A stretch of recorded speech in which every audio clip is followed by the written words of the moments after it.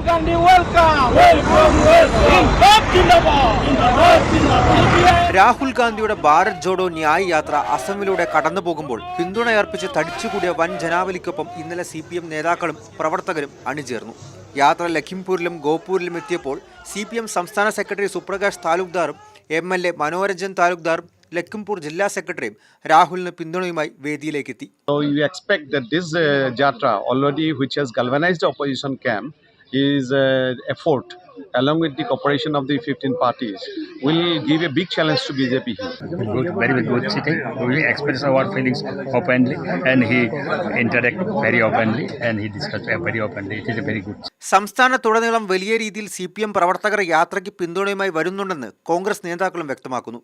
പശ്ചിമബംഗാളിൽ തൃണമൂലും CPM-ഉം കോൺഗ്രസും രണ്ട് തട്ടിൽ നിൽക്കുന്നിടത്ത് അസം ലോക്സഭാ തെരഞ്ഞെടുപ്പിൽ ഇന്ത്യ മുന്നണിക്ക് വലിയ പ്രാധാന്യം വഹിക്കുമെന്ന കാര്യം നിലനിൽക്കെയാണ് യാത്രയ്ക്ക് പിന്തുണയുമായി CPM എത്തിയിരിക്കുന്നത്.